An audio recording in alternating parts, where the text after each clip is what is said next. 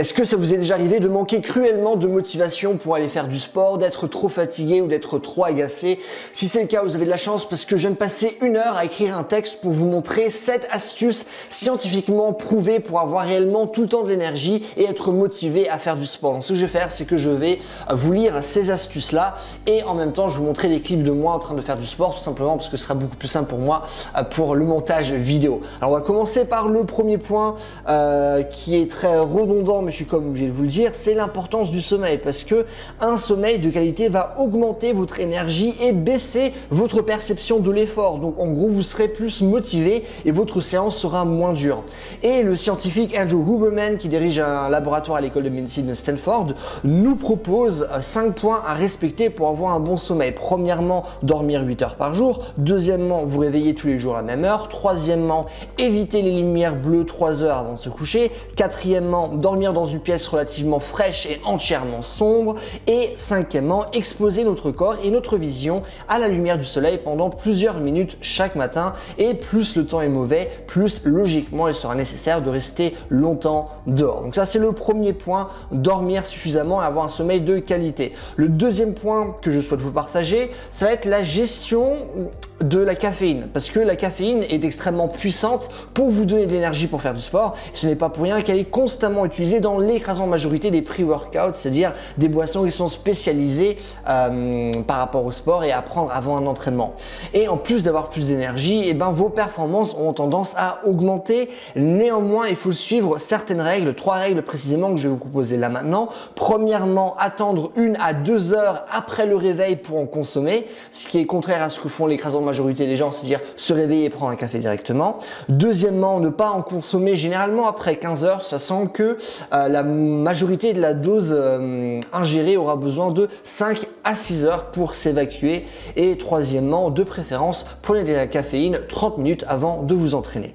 Donc ça, c'est le deuxième point. Le troisième point que je souhaite vous partager, c'est de faire attention à la quantité de nourriture que vous mangez. Pourquoi? Parce que est-ce que ça vous est déjà arrivé de vous sentir hyper fatigué après le déjeuner? Si vous êtes humain, la réponse est sûrement oui, et c'est dû à 2 choses. Premièrement, un pic d'hypovigilance et donc de fatigue qui physiologiquement a tendance à arriver à la même heure du déjeuner.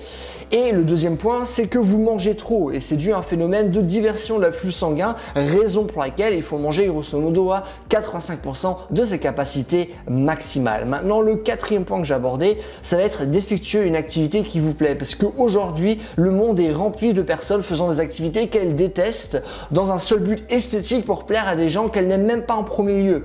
Et comme le dit John Nguyen, un coach que j'apprécie énormément, à quoi bon faire du sport si là maintenant on n'est pas en train de créer de bons souvenirs? Donc, dans ces perspectives, je vais vous proposer 2 astuces pour davantage aimer le sport.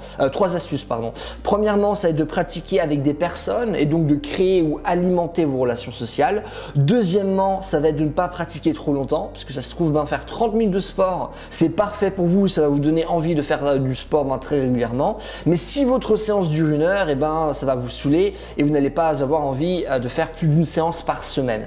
Et troisièmement, faites des sports, car la gratification est immédiate. Ce qui est différent, par exemple, si vous faites, imaginons, de la muscu, vous allez avoir des résultats après plusieurs mois. Donc la gratification aura tendance à être sur le long terme. Alors que si maintenant, imaginons, vous faites de l'escalade, lors de votre première séance, vous serez déjà capable d'effectuer certaines voies et donc vous allez avoir une gratification qui va être immédiate, ce qui va vous permettre de davantage récompenser vos efforts et d'être plus motivé à continuer par la suite. Le 5e point que je souhaite vous partager, ça va être le fait de poser des objectifs. Et la littérature scientifique semble montrer que choisir des objectifs augmente notre motivation. Et cette motivation semble être décuplée quand les objectifs sont à la fois challengeants et réalisables.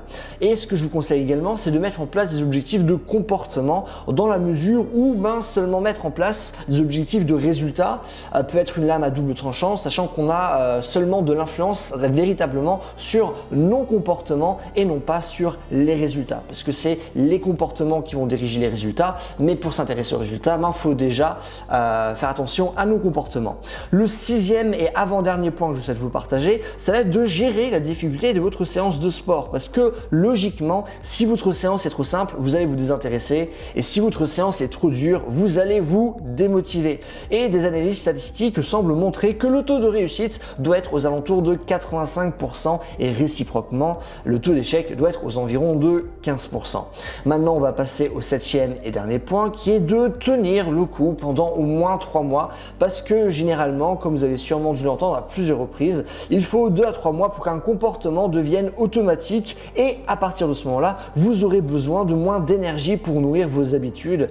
Et sachez également que par la suite, ce comportement sera entièrement intégré et à ce moment-là, la littérature scientifique semble montrer qu'il faut grosso modo 18 à 254 jours pour former une nouvelle habitude. Ça marche? Donc voici les points que vous devez respecter. Si vous avez des questions, n'hésitez pas à me les mettre dans les commentaires. Je réponds à tout le monde. Si vous voulez voir d'autres vidéos, n'hésitez pas à cliquer sur cette vidéo-là. Et en attendant, n'hésitez pas à mettre un j'aime ou à vous abonner si vous voulez voir davantage de vidéos de ce genre et si vous voulez faire marcher l'algorithme en ma faveur. Et passez une bonne journée. Bye!